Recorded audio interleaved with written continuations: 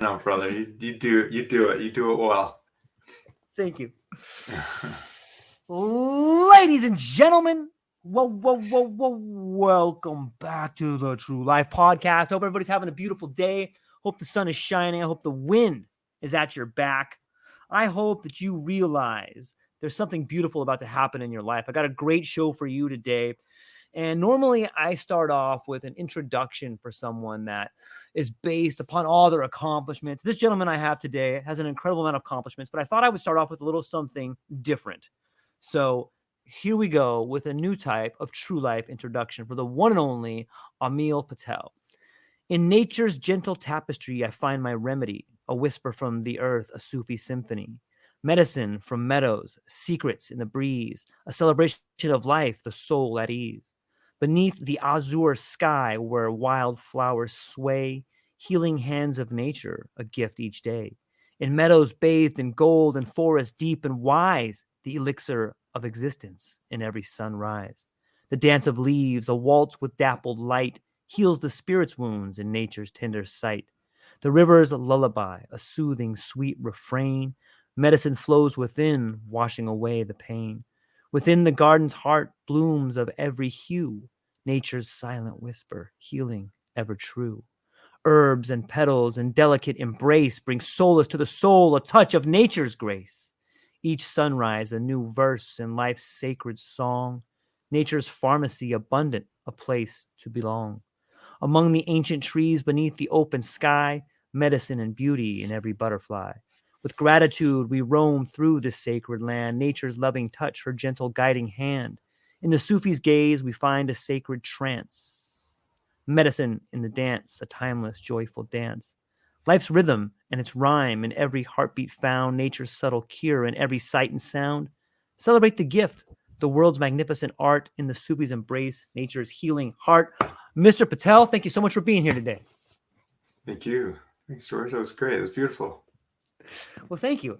I'm hopeful that our conversation will follow along the lines and people will continue to see not only the poetry that happens to them every day and the dance with nature in their life, but that simple conversations about the future can have real ramifications for people's health going forward. I wanted to throw it to you, my friend. What is going on? You and I spoke a little bit before the podcast, but maybe you can give a little bit more of a background on who you are, what you're doing, and what you see happening in the future. Yeah. That sounds great. I'm a pharmacist.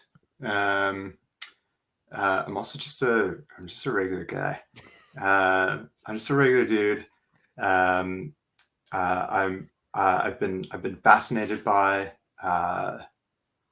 healthcare in the United States. Kind of learned, or at least tried to learn, kind of every aspect of how healthcare works, why it works the way it does, and it's been a fun ride. I spent the last 8 years at a company called Alto Pharmacy. It's a small pharmacy startup that blew up and is taking care of thousands and thousands of patients really well. Really proud of the work that Alto's accomplished.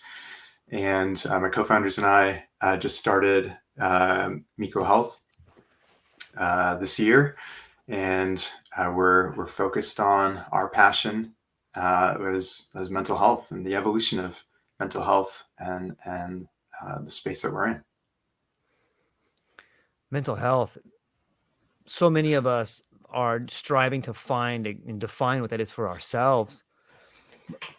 When you think about mental health and you think about the way you grew up and what we're looking at, what do you think are some of the biggest problems on the forefront of mental health in the world today? The biggest problems on the forefront of mental health today. That's a simple question. I mean, I think like taken to the extreme. Yeah. I love zooming out on the x-axis of time.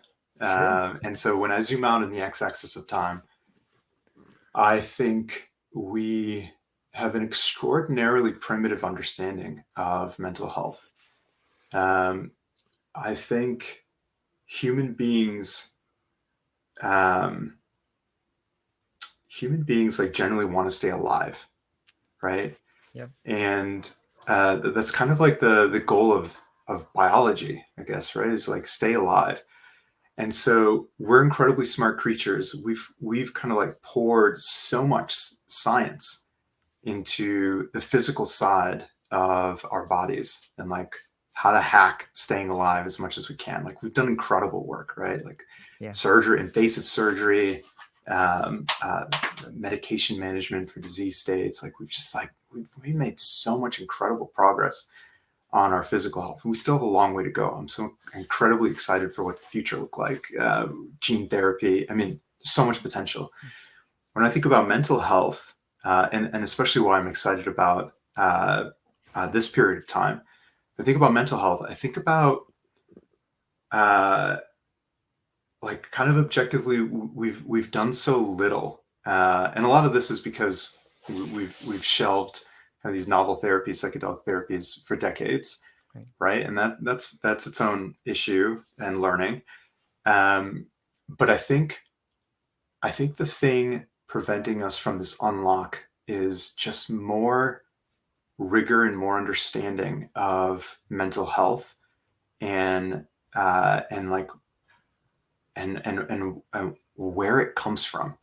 I think what we're seeing today, like again on this long x-axis of time, I think what we're Yeah. seeing today is this like fascinating kind of like evolution of human consciousness, which is like uh, in my mind, right? Human consciousness is like basically in aggregate kind of pointing to this gap that exists in humankind right now. And this is my perspective. I Yeah. have It's no idea if beautiful. this is true, It's right? beautiful. But this as human beings evolve, um, I think over, and again, this is over like thousands and thousands of years, we've always kind of, biology has kind of programmed us to want to survive, right? We want to survive. That is our goal. It's programmed into us the day we're born. It's like, we want to survive, right? It's like why a baby cries for food or attention, right? Like, it's just like, we'll do anything to survive. And I think what we're seeing right now collectively as human beings, I think we're noticing this evolution of consciousness, recognizing these like outdated um, uh, biological mechanisms that have served us incredibly well for thousands and thousands of years. And so, what I mean by that is, I think so much of mental health, uh, and I think this is going to prove out as we study this more in the future. I think so much of mental health is kind of related to your psyche and your psyche development from childhood through, I don't know, maybe like 11 years old. Who knows, Yeah. right? But it's like the way you as a child experience events and kind of record those events in your subconscious mind and develop your psyche into adulthood to be able to kind of face today's challenges and learn and grow and become an independent adult. I think so much of mental health is really tied to these like fundamental needs as a child that relate to safety and acceptance, right? Because safety and acceptance for thousands of years has been this kind of like North Star for us to say, we are increasing our chances of survival, right? If we feel safe, we're increasing our chances of survival. If we feel accepted, we have a tribe, right? We're increasing our chances of survival. And I think like those mechanisms brought into 2023, they don't necessarily serve us in the same way. Like generally today, in today's society, right? You're born and things generally are like working in your favor, right? You like generally have food, shelter, like Maslow's hierarchy of needs, right? You generally have all the things that you need. But I think what's like the outdated programming is we go through childhood development, we're developing our psyche, our kind of foundation of how we think about mental health or how we feel. And I think there are like events that occur to us, or ways that we perceive events, and we kind of store this in our psyche as we build the foundation of mental health in childhood, and it's incredibly outdated, right? And so taken to the extreme, it's like, oh, me as a child, I felt, let's say it was like, I felt judged early on in my childhood because I got bad grades, and I felt so shamed by my parents. And I think this is just like a story that I'm making up, right? Sure. But that's those like simple subtleties of life experiences recorded in your psyche as a child of a lack of acceptance really has a profound impact on how you kind of build the foundation of your mental health into adulthood. And I think that's fascinating. I think we have so Yeah. much to learn about mental health and childhood development, and how you kind of build this framework and foundation for your emotional well-being as an adult during these childhood processes. And we understand so little of that today. And so I think that's fascinating. I think right now is this kind of inflection point in this long tail of history of human beings where we're saying, hey, there is a misalignment here. There's a misalignment in like how we feel as adults, and how we've kind of like these defense mechanisms that are programmed to protect us. They're kind of outdated, and I think we have so much to learn, so much opportunity. That's such a beautiful way. Thank you for that. I think it's a very unique way and a very elegant way to describe where we're at. On some level, with all the heartache and the pain that we see around us, it seems a lot like birth pangs. We look back and we're so judgmental of the foundations or the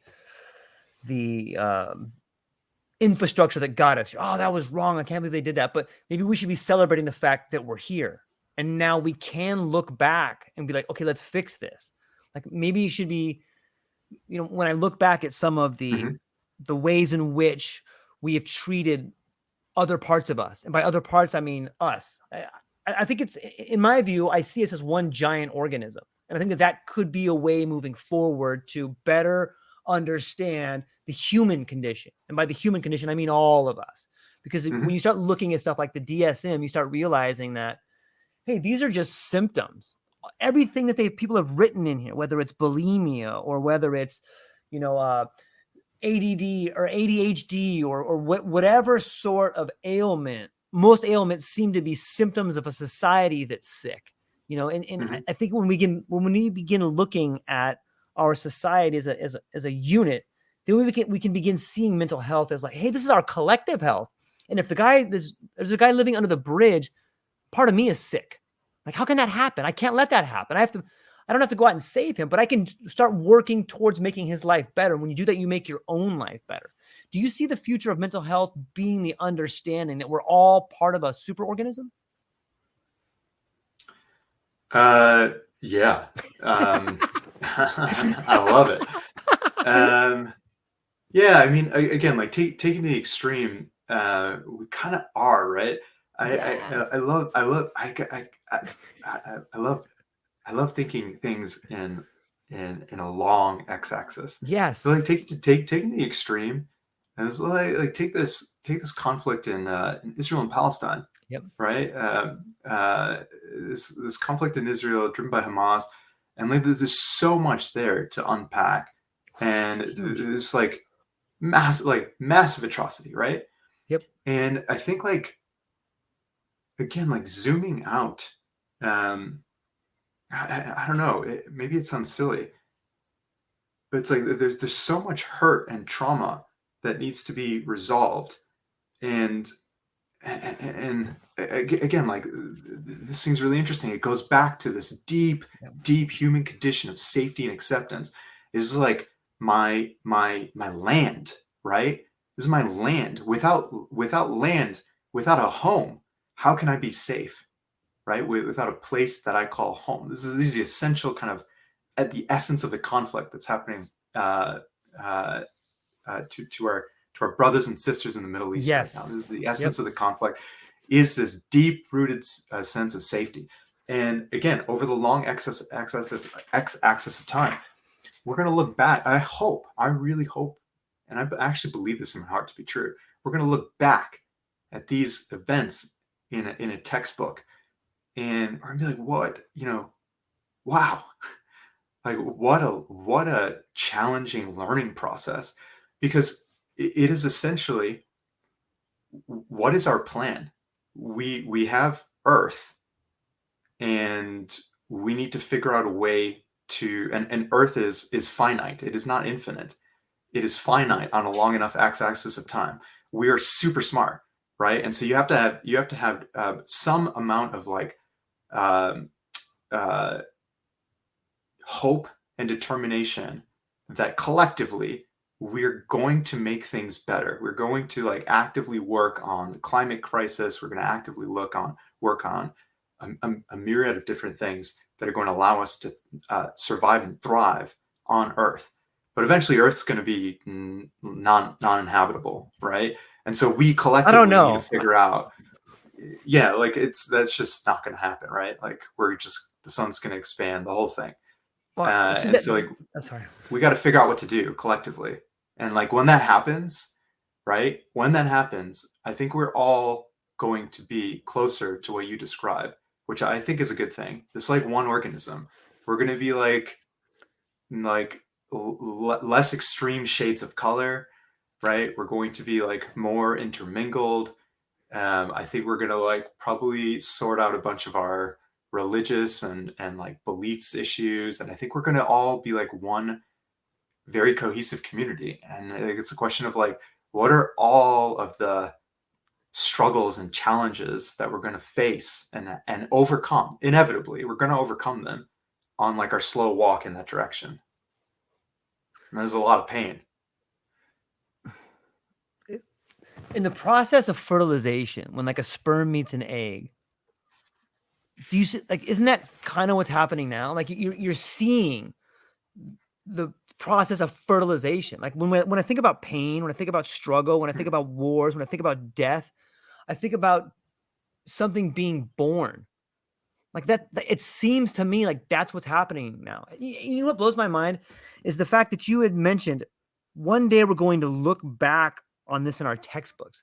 The very fact that you can imagine us looking back on this, I think speaks volumes to me of where we're at.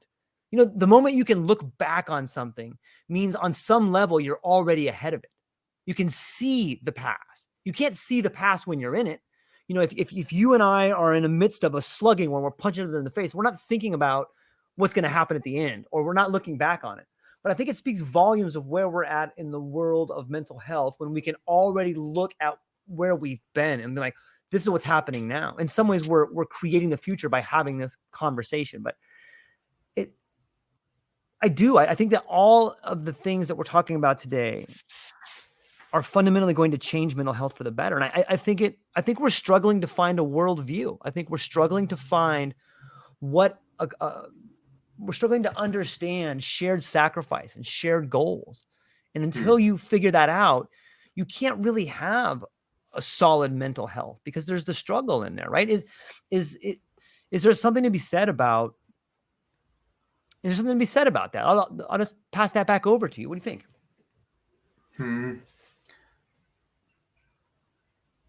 I think I don't know. My take on it is like it's the human condition to face challenges and overcome challenges. I think in the entirety of our existence, we're going to be facing challenges, and we're going to have to put our noggins together and figure out how to overcome challenges. I think the reason I believe that is because that is our entire history. It's like the history of humankind. And we've just, we like worked together and put the International Space Station up in orbit. Like, what? We just do incredible, right? We do some incredible shit out there, right? Yeah. And sometimes we forget it. Sometimes we take it for granted. But we're going to figure things out. We're going to. There's a reason we're here. Yeah. There's a reason we exist. We're going to figure stuff out. And we're going to evolve. It's like, it's in our nature. And it's all going to happen really, really slowly and really quickly at the same time. And I think the thing, it's like, can we overcome these like interpersonal, like interhuman challenges, so we can be a collective. And I think that's gonna. I think yes. Yeah. Um, I think yes. Like 100%. I believe that in my soul. Like Yes. yes, we're going Yep. to, right? And We're the doing reason it. I believe that is because I look back at history. We've done that. Like we have made such incredible progress, and we still have more progress to make, and it's going to be at times painful progress. Um, but it's like if you're sitting on the ride and watching the ride, it's like it's a messy ride, but you know that you know where it's going, and it's going in a direction where we collectively have developed just this like radical understanding and radical sense of empathy along this kind of framework of shared goals. And I think those shared goals are going to be around survival, and that shared goal around survival and what it means for how we think about evolution. I think it's going to force us to really look in the mirror, right, collectively. Yeah. And I think in looking in the mirror, we're going to realize like we need to work together. We can choose to work together, and we can find ways to address our differences Yeah. and figure things out. You know? I love it. I love Yeah. the Jungian idea of looking in the mirror. You know, when you look at when you walk, you know what I mean? Like when you walk outside, on some level, everybody you see is a mirror. And on some level, the world is talking to us through us. If you notice something in somebody else that you despise, it's probably because you despise that thing about yourself. If you see something in someone else that you admire, it's probably because you want to foster that thing inside of you. Do you think moving forward in the idea of mental health is understanding that like is there a place for our shared history in mental health? Like we need on some level we need to have this understanding that we are moving forward together as one organism. Is there a foundation moving forward for mental health in the world that you want to see? Uh, I mean, I think like centering mental health around empathy Love it. is one way to create that framework. And um, I think when you kind of center the framework around empathy, you I think it's important that like you start with self empathy, Right. um, and I think I think that is the framework, right? And that's why I love the the kind of Jungian take on human beings are just like we're mirrors of each other, right? Right. Because we really are, right? And that kind of speaks to this idea that we are this one collective um, together. Yeah. In my life, I found that psychedelics are a great mirror for that. You know, in heightened states of awareness, you're able to see things from a different perspective, whether it may have been a trauma that happened in your life or something that happened to someone you love. You're given this new perspective on things. What role do you think psychedelics can play in moving the ball forward for mental health? Exactly that perspective shift, right? I think that's it. I think that is exactly the role that psychedelics can play when we think about the future of mental health, and it is specifically perspective shift. I think human beings are, you know, we're creatures of narrative. We're storytellers. I love it. We're narrative based creatures, right? Stories have been a part of our existence since the beginning. Right? We've been writing shit down with hieroglyphics.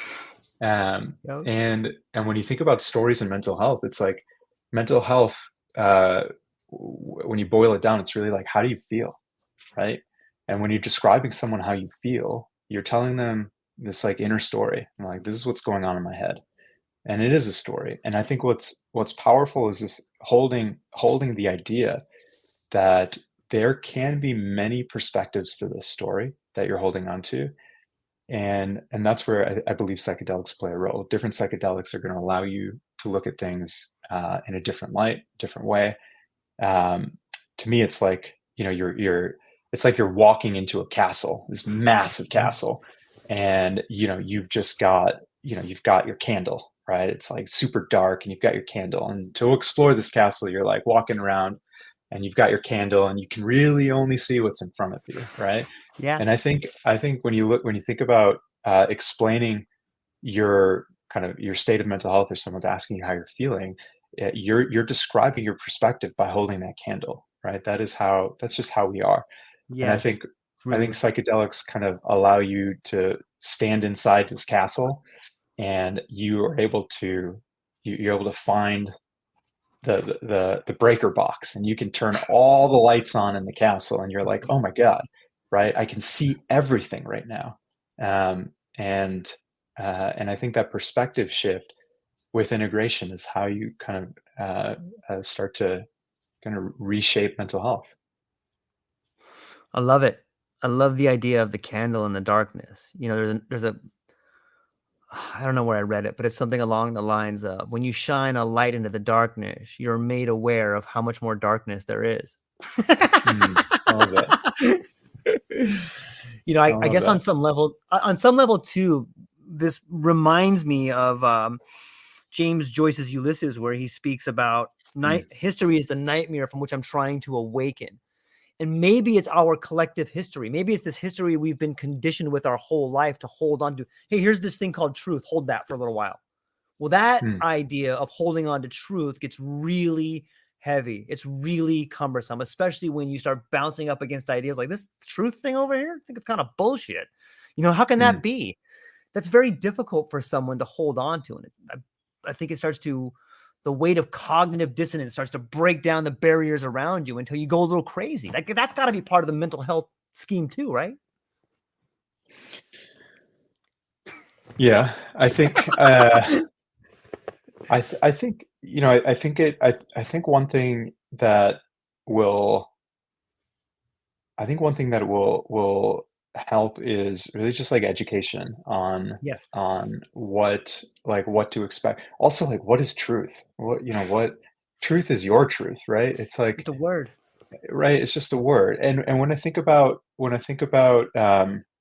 we're doing here, or at least our vision of how this space is going to unfold, it's like, and just simplifying. It's like what we're trying to do is like, let's just, you know, what why is psychotherapy incredibly helpful and incredibly effective? Right, is essentially, like, again, human beings, we're basic creatures. Like, we there's something about connecting with another human being and sharing, in a non-judgmental way, how you're actually thinking and feeling, and and sharing that load with someone, having someone hold that without judgment, and being able to point you in directions to allow that perspective shift and allow you to question truth is it's that is incredibly powerful. And I think when you add psychedelics as an adjuvant to therapy, It's a great word. and really you're just unlocking, right? Human beings we are people that we need other people. Like, uh, we need connection, but at the same time, right, we're also like, we have all of these defense mechanisms. We can be shy, we can be, we can be stubborn, we can be uncomfortable, all these things that kind of prevent uh, psychotherapy from actually working. And so bringing in psychedelics and allowing yourself to say, like, I'm choosing, right? Mm. I'm choosing to allow myself uh, to embrace the discomfort, and move past it, turn down the discomfort, turn down my fears, and be able to go in with that mentality. I think going in with the mentality of, this is a choice I'm making. I'm allowing myself to do this because I'm allowing myself to explore what's really there. I think having that mindset is so important in this work. I love it. I think our definition of change is changing, if that makes sense. Like for so long, Mm, we see change as like this. For maybe this is just my opinion. Maybe this is the way I have seen it. Maybe this is why. Maybe it's changing for me. So forgive me. I'm not trying to speak in these broad generalizations, but It seems to me that for a long time, at least in my life and some of the people with whom I care about, change has been associated with pain. Like, oh, we have to stay here. Like, and it gets back to the idea of survival or land or some of the stuff we brought up in the earlier part of the conversation. Sometimes to change is to die. And even if you look at that from metaphorically, but maybe that's a good thing. And it's very difficult to try to equate death with something good because we've been conditioned in the West our whole life to think, well, that's it. When you die, you're gone. But maybe change associated with death equals growth. Maybe if we can change that mindset a little bit, it's not the end of the line. It's not that this is it. See you guys later. We got some nice parting gifts for you. Hopefully you don't end up in a nursing home on a machine where no one comes to visit you. Maybe it's, hey, you've been consuming as this caterpillar. The cocoon is here, and now you're a new form. Maybe mental health moving forward means changing our relationship to death. Amil, what do you think? I think death is scary. And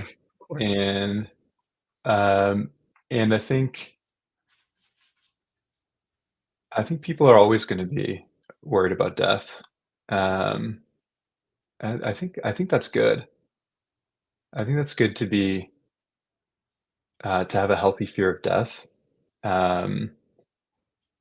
I think when I think about, I don't know, I'm interpreting death in your context as almost Okay. like someone is letting a part of themselves, like an old part of themselves, die, Yes. right? Yes. And finding a Yep. new and I think my perspective on that is I don't necessarily agree with that perspective.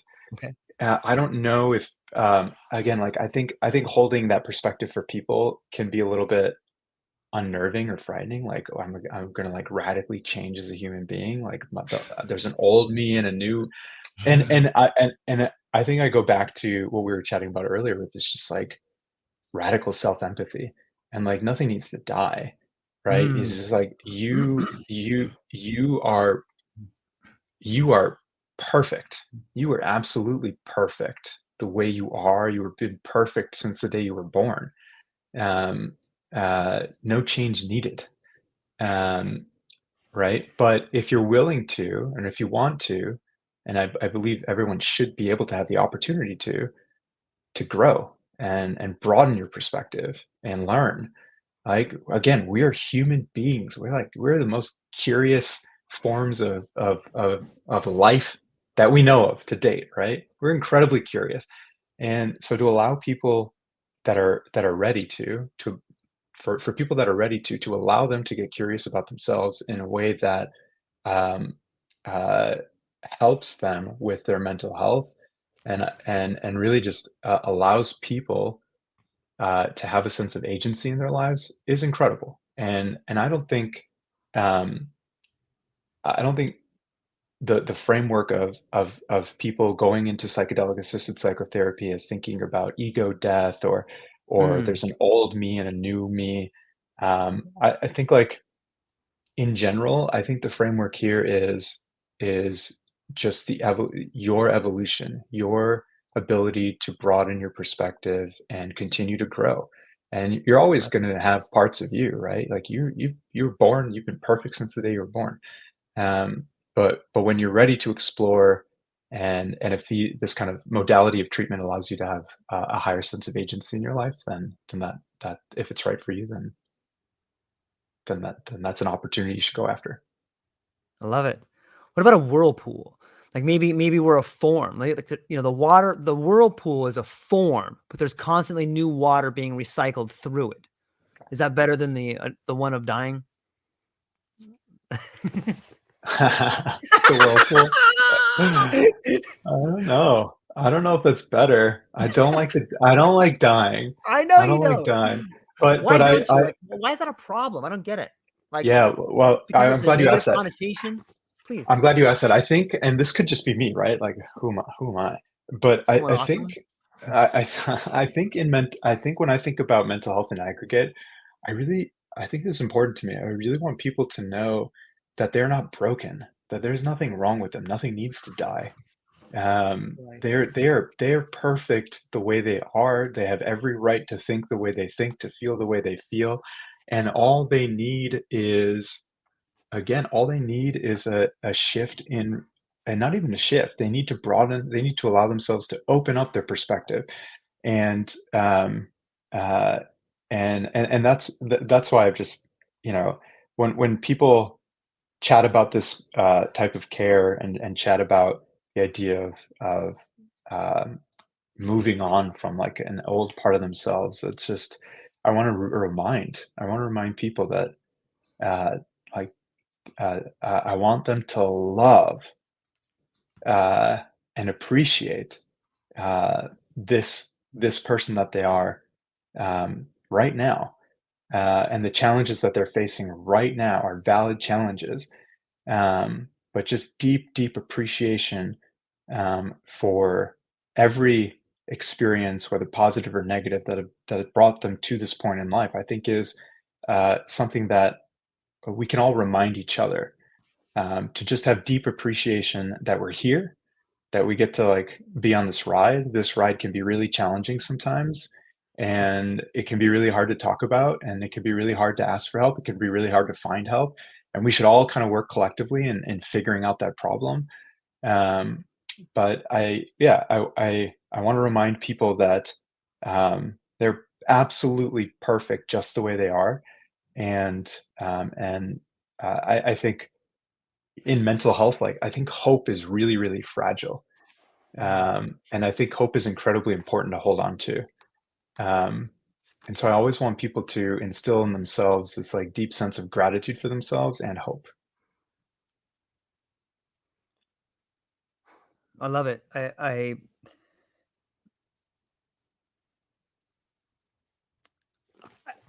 Awareness comes to mind. Mm, I think of this idea of awareness. I've been reading a lot about. There's a really great book called The Gutenberg Galaxy by Marshall McLuhan, and in that book he speaks about the shifting of sense ratios, and he uses typography, the ideas of exact repeatability, as a way that shifted our collective way to model reality. You think about that idea of exact repeatability. Like, that's a big one. That changes the way we model reality.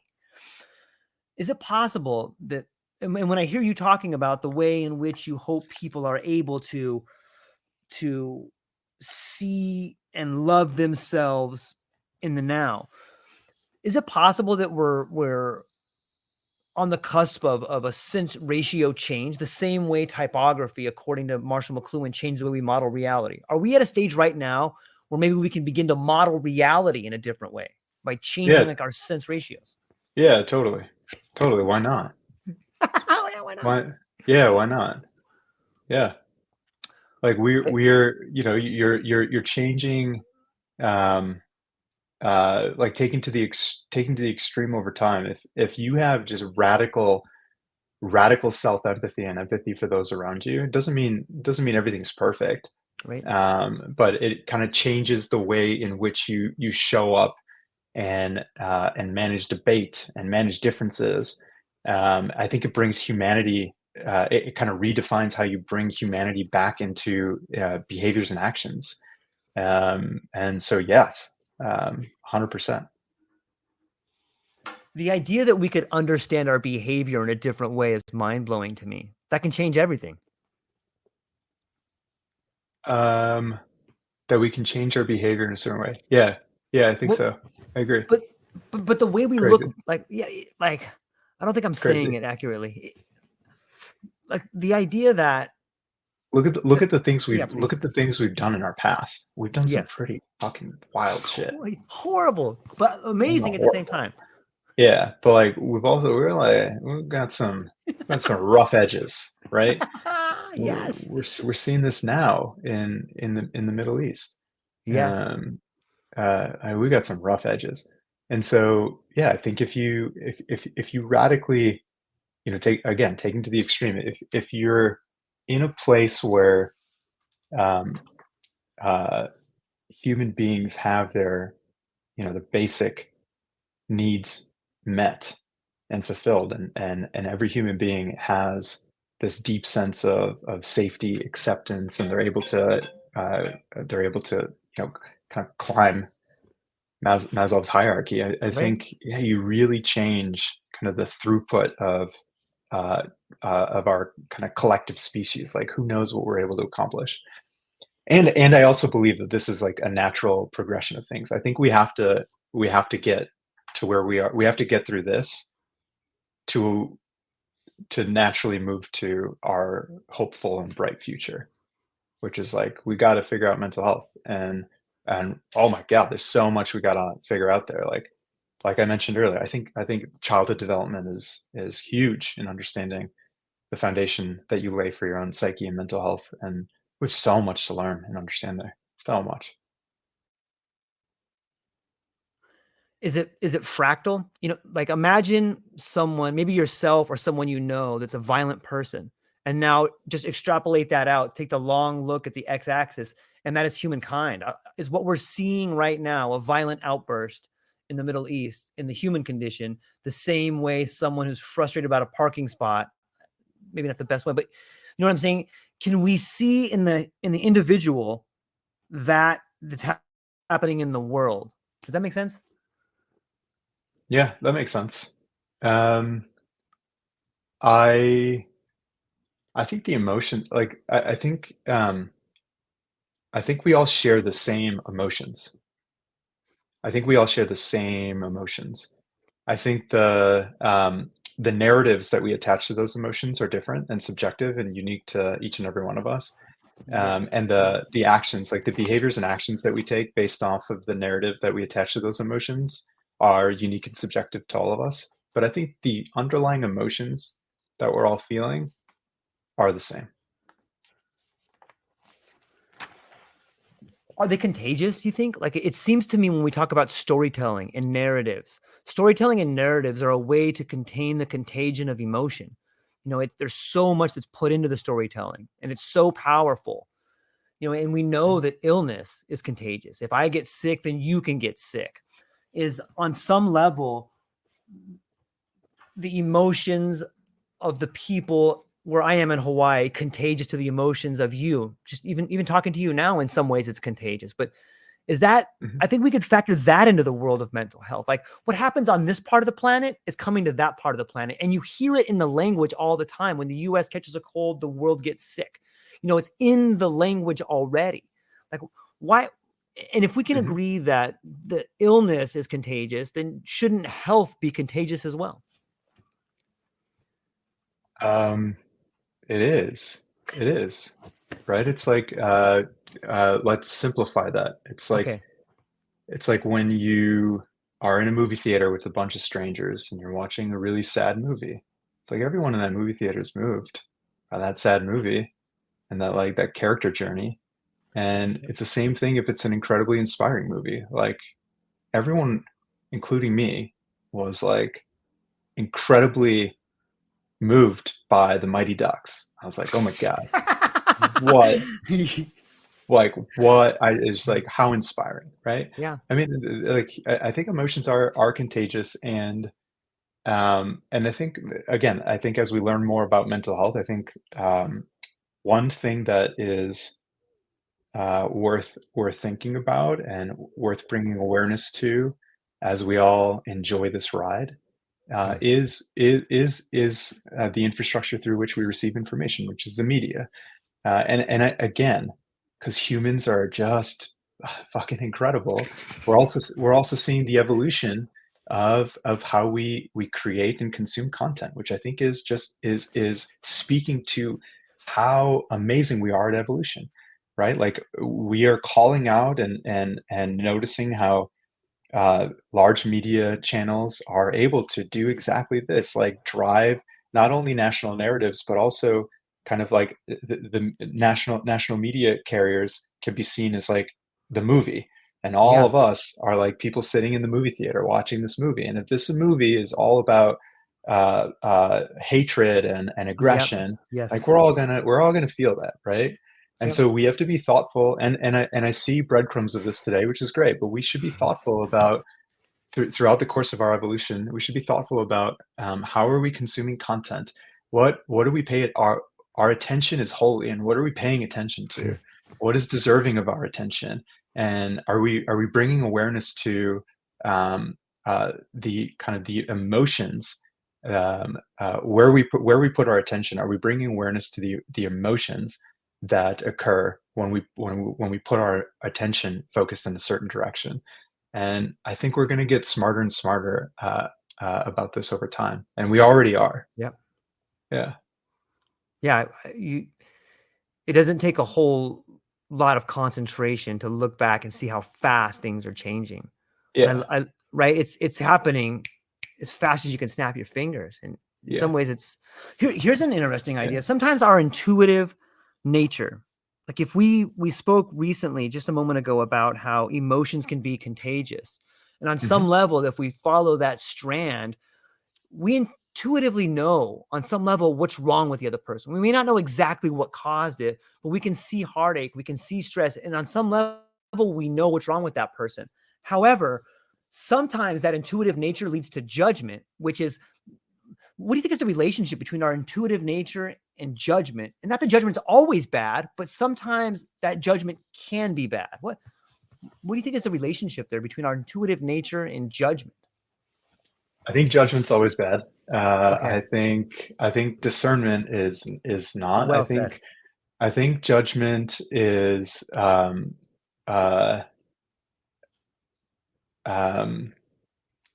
it's like a story, right? It's a story that you have about something Yes. else, and I Yes. think, right, like that Yep. that which can be destroyed by the truth should be. And so I think when I think about judgment, I think like judging is part of the human condition, and I think what we want to bring awareness to is that we don't want to stop the judgment, because judgment's going to be here for a long, long time. We might evolve away from it, but the judgment serves to protect us in some way, right? It's like a mental process that is there for a reason, and we want to accept it, we want to embrace it, and we want to bring awareness to it. And I think in bringing awareness to our judgment, we realize that it is exactly that, judgment. And I think when you bring awareness to it, you can ask and communicate, and you can open up a window to another person's soul and say, hey, this is what I'm thinking. How do you feel about it? I think the more we communicate with candor, and the more we share, the more vulnerable we are with each other, the less we are in our heads and interacting with each other in the real world. I think that's for general good. Wow. Really well said. I love the idea. On some level, I'm thinking maybe we're just now developing the language to solve with these problems. A lot of people have a different vocabulary, or if you're from a different culture, the word obedience may mean something different to you than to me. And on some level, the evolution of mental health, I think, comes from communication. And just in that last piece alone, when we decided to define our terms and say, okay, this is judgment, this is discernment, what's the difference? That really opens up a whole lot in understanding who we are. And with psychedelics too, we often find ourselves bumping up against the ineffable, like this thing we can't quite describe, but we can feel. Do you think moving forward that we're moving into this new era of language, and with that new era of language comes a new level of understanding? Yeah, I think so. It's funny you mentioned feelings, and we haven't really talked about that. Yeah. But I think that's another thing that I'm really excited about. I'm super excited about more rigor and understanding our the felt sense of emotions. I think it's fascinating. Just being able to being able to understand this mind body relationship, Yeah. and how emotions manifest in our body, and how we can kind of bring awareness to that. I think is fascinating, and something that is so kind of untapped, uncharted territory, especially in Western medicine. I think we're starting to make a ton of progress, and I'm so excited for how that's going to evolve. Yeah, you should be. When we talk about Meeko Health, like, what is like the prime directive that you and your team are building on? The directive, or just like we the foundation? Yeah. yeah, I mean, we you know we want to focus on um, everyone being able to access root cause focused mental health care. Um, so root cause focused mental health care, it's like, well, what is that? And to us, it's really just getting down to working with patients and helping them identify what are their narratives, um, how are they feeling, what are their narratives, and what are their underlying emotional needs, and how do we address those needs? And so we're working on getting patients access to that type of care. It's interesting. Sometimes when I look at the world of psychedelics and medicine, I sometimes I wonder if it's if the container, the medical container, is too impermeable. You know what I mean by that? Like, we have all the psychedelics and it's all in this container, but it's there. It seems to me it's really trying to be held in this container. Does that make sense? Is it too constrictive? Um, I think it's a bit like we've got all these processes, Yeah, and we've created all these ways of doing things, and kind of gaining consensus. And I think it's all like rooted around the right reasons. sure, It's not sure. to stagnate um, research. I think it's for safety, right? And I think that's warranted. Um, and I think in that same framework, we're going to have a lot of opportunities to learn and grow. 100%. Yeah, one of the areas I already see beginning to come back into the world of medicine is the measurement of subjectivity. And what I mean by that is that for a long time, science had decided, look, we're not going to count anything that we can't really measure. But what about the tears of joy from a woman who sees her husband get out of bed for the first time in 6 months?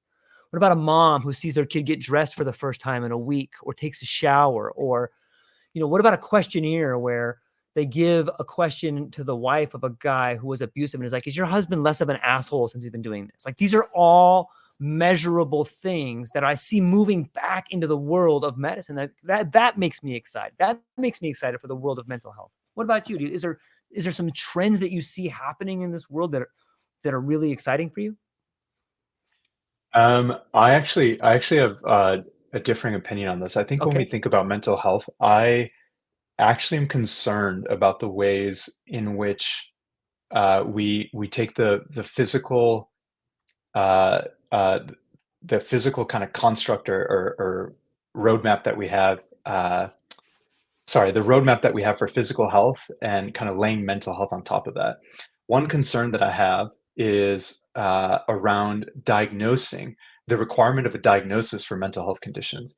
When I think about the mental health stigma that exists today, I often think about how diagnoses lead to, or at least feed into, the mental health stigma. It is essentially, my version of this is like, Yeah. we're essentially labeling people, Yes. right? And then we're also questioning why there's a mental health stigma, why there's a stigma across mental health. Well, essentially because we've taken the construct of physical health, which is, what is it? Like, let's summarize it really quickly. It is like, you have an issue, you you take a test, you receive objective results, and through those results, you have a treatment plan, and then you're on treatment, right?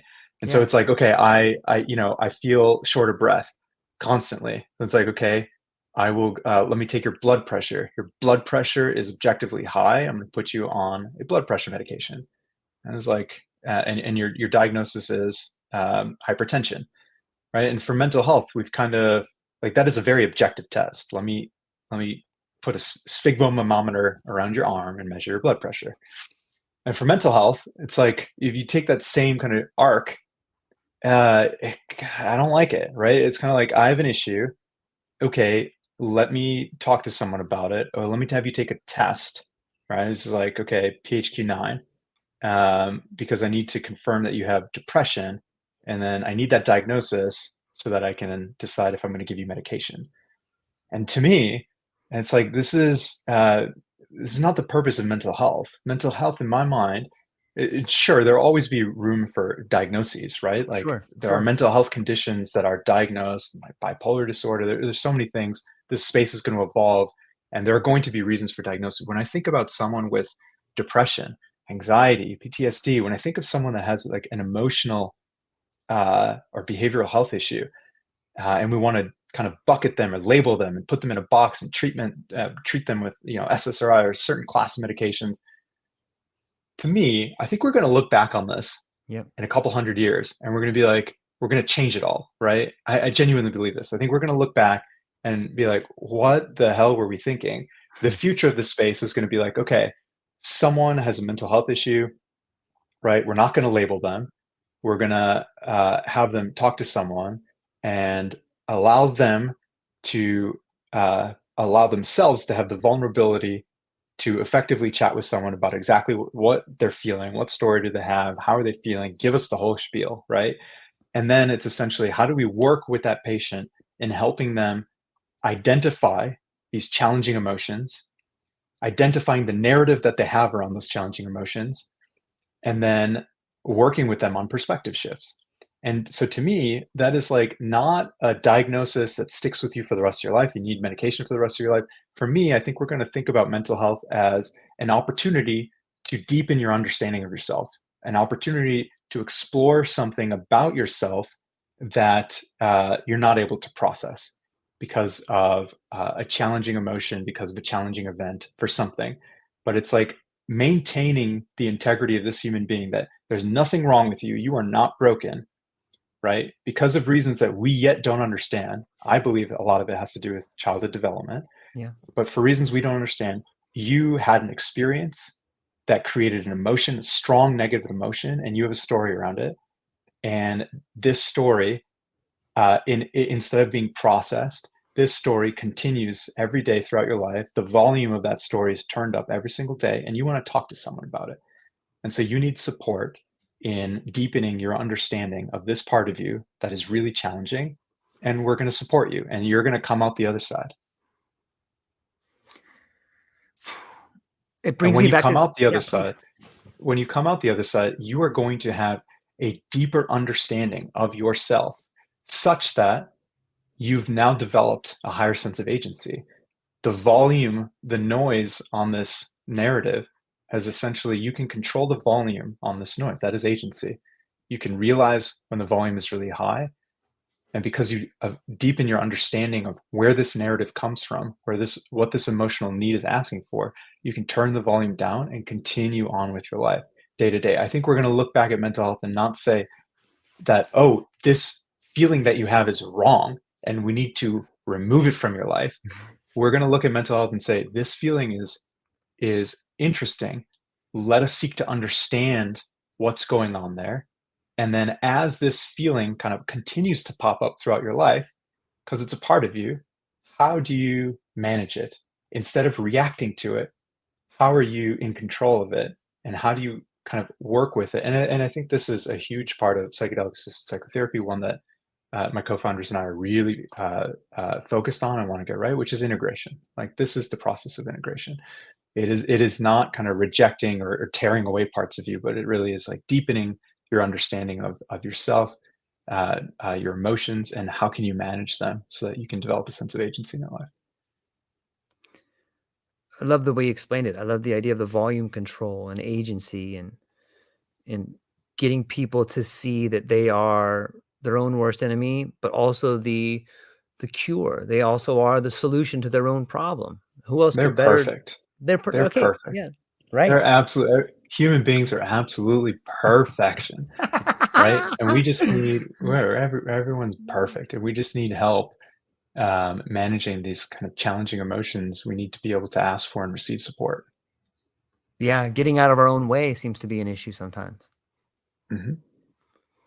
It brings me back to this idea of archaic revival that we spoke about early on in the conversation, where when I think of rites of passage or ceremonies, in some ways, you get to be the individual that looks up to the person that may be going through the rite of passage. You get to be the person in the rite of the passage. And later in life, you get to be the person welcoming the person through the rite of passage.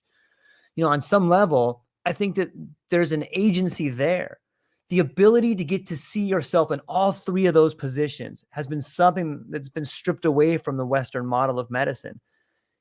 There's something very powerful about that. And I guess you can see it in Huxley's work, whether it's Brave New World or The Island.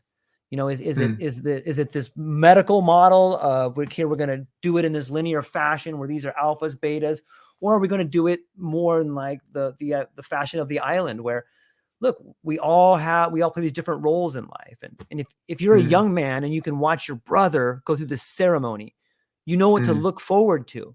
If you're the brother in the ceremony, you can look at your little brother and be like, one day he's going to go through this. I need to be strong for this, and I think that there's a connection there that we're missing with mental health. Do you see a connection between these old rites of passage and ceremonies and the lack of it in Western medicine today? Is there a problem there? I don't think it's a problem. I think it's just a part of our evolution, right? We were scared of this thing. We ran away from it. We pushed it away. It's coming back. It's coming back on our terms, right? It's coming back through the medical model. It's our terms. And again, I think over the course of time, I wish I had a crystal ball. But over the course, but what I do know is that, right, we are incredibly smart and resourceful creatures. And over the course of time, I wouldn't be surprised if this was less of a medical model and more of it's just a part of the human experience. I think if I were to play with that, I would think, and again, right, long x-axis of time, things move fast and slow. I think, medical model, we gain comfort. Human beings in Western medicine gain comfort on the medical model for a certain amount of time. We start to realize there's grassroots advocacy for this type of ceremonial experience for end of life. Yes. And there's going to be continued statewide legislative support for states to gain autonomy in this as kind of a ceremonial practice. I think the federal government is slow, and I think you're going to start to see large advocacy for this in Medicare for specifically for grieving and for end of life, because I think we're going to realize how important the concept of death with dignity is to this incredible thing that is the human experience, right?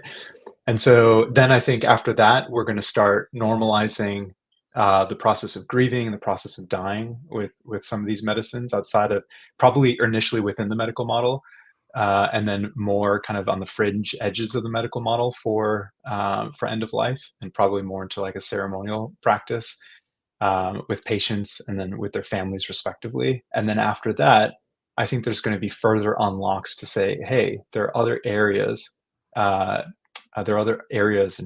chapters throughout the human life where we can apply this kind of concept, because we would have had such profound experiences and understanding from using these medications in the end of life setting, that we would be like, let's expand this even further. Let's expand this to what we're doing now. We're already doing this in other parts of the world. We have these these ceremonies in South America and Jamaica. There's one that I caught. There was a ceremony specifically for parents to go through psilocybin sessions that were grieving the loss of a child. And it's like, of course, if we're doing it now, of course that's in our future. It's a matter of, how fast are we going to get there? I don't know. But talking about it's a start. Yeah. That's on some level, it sounds to me like we're beginning to bridge the gap between science and spirituality, and understanding that they're one and the same. I think that plays a vital role in mental health too, is that for so long that there's been this separation and this coming together of what is your take on the bridging the gap between science and spirituality? I don't know. I think when I think about science, I think about um, experiments and curiosity and measurements. And I think we're still early in this space. When I think about spirituality and mental health, for some reason I think about someone's spirit. And when I think about someone's spirit, I think about someone's essence and like who someone is. And when I think about asking someone about their mental health and kind of reframing it or simplifying it as asking someone like, "Hey, how are you feeling?" I'm like really checking in on their spirit, like how are they doing? And so I think there's an overlap here of whatever whatever you want to call it, but I think mental health and spirituality are one and the same. Yeah, me too. I really like that. I mean, I love what you're doing. I love the way in which you're making sense of the world. And for everybody watching right now, if they want to get a hold of you, if they're interested in some of the things you're saying, how can people find you? What do you got coming up? Where can people find you at? Yeah, check us out on our website, meekohealth.com. My co-founders Damien, Nick, and I are on LinkedIn. Hit us up, message us, Yeah. shoot us an email. We're always looking to chat with like-minded individuals in the space, especially therapists, psychiatrists, and employers. We firmly believe we're taking one small step in kind of pursuing the future of the space, and we're focused on getting this covered by employers as a benefit, and we're just obsessed with this work. I think it's an integral part of it. And I can see on some level how the mental health in the workplace is a real problem. It's a real problem. And maybe there's answers to it with using these different modalities. Yeah, I think mental health in the workplace is a challenge. I think mental health in general is a challenge. Just because Agreed.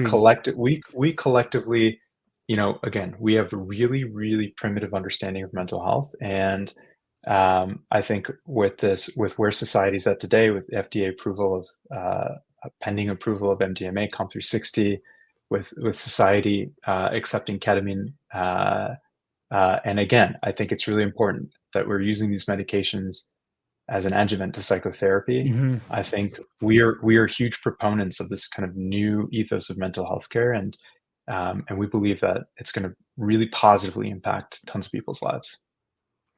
Do you think that there may be a problem with a disassociative? Sometimes when we think of a disassociative, we can think of a different perspective on how to see ourselves.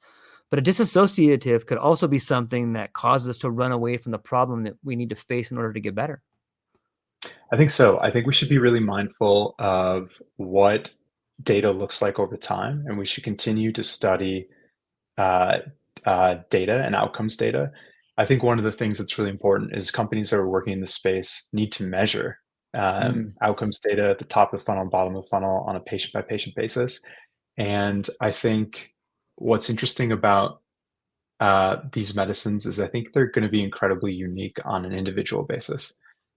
So the experience is not going to be single threaded across all human beings.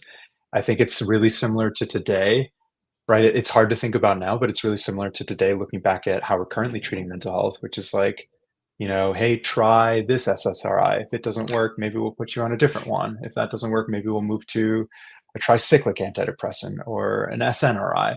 And when I think about the optionality that allows patients, which is every human being is different and not one thing is a good fit for everyone. But I think the future of psychedelic assisted psychotherapy is going to be very similar in that you're going to want to be allowed the opportunity to have access to this type of care. And you're going to realize some of these types of care are not going to be as efficacious for you or as grounding for you as or as healing for you as other types of care within the modality of psychedelic assisted psychotherapy. But I do think optionality is important, and I think access is important.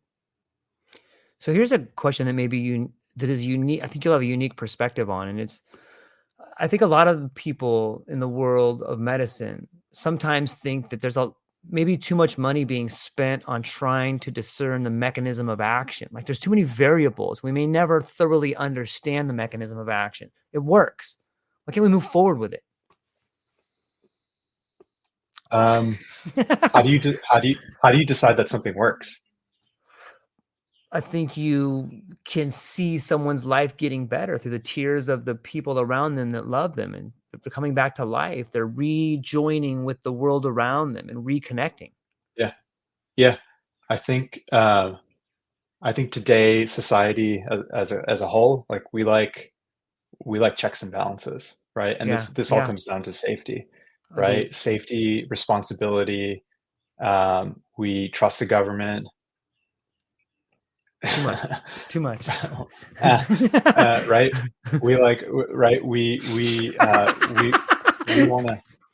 want to feel, as human nature, we want to feel safe, right? We want to feel safe, and we want to know that the powers that be have put in all the thought and rigor, and have like we've removed this responsibility from ourselves and put them onto someone else, the FDA in this case, to say that, hey, this is safe and effective. And so in that construct that exists today, right, wrong, or indifferent, today that means that you kind of have to go through the process of whatever the FDA is asking for. What is the mechanism of action? Can you prove efficacy data? Can you prove safety data?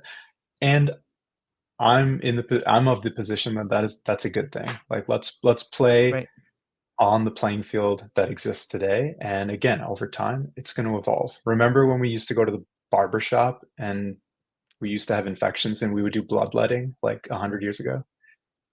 We would just like have a barber cut our veins open because we thought that was medicine. Like everything, all of this is going to change really quickly and for the better. Yeah, it's intriguing and fascinating and mind-blowing and a little scary at the same time to see all these things unfolding at the rate at which they're unfolding. I'm mesmerized by it. Is there, I know you have places to be and things to do. Is there anything that we didn't cover yet that you want to talk about for a moment? I don't think so. I think we covered a lot, and We did. it was George, it was a really engaging conversation, and I had so much fun. You started, I think you started the show with a poem, and I'm wondering if I can close out the show with a poem as well. And the context, if I'm allowed to, the context here is really, again, when I think about mental health, and for anyone that's listening, I think one of the most important things when you're thinking about a loved one or even your own mental health journey is to just focus on hope. I think it is incredibly fragile. And so I'm going to read a poem. Please. I think she needs no introduction. Emily Dickinson. Hope is the thing with feathers that perches in the soul and sings the tune without the words and never stops at all. And sweetest in the gale is heard, and sore must be the storm that could abash the little bird that's kept so many warm. I've heard it in the chillest land and on the strangest sea, but never in extremity it asked a crumb of me. Hope is the thing with feathers. And that's it. It's beautiful. What am I going to say to that? I got nothing to say, man. There's nothing else to say. Ladies and gentlemen, hang on briefly afterwards, please. I'd like to speak to you for one more moment. But ladies and gentlemen, please go to the show notes. Check it out. Check out the conversation. Reach out to him and his partners on LinkedIn. If you want to be part of or learn more about what they're doing, do yourself a huge favor. It's an incredible insight, and it's wonderful. That's all we got for today, ladies and gentlemen. Aloha.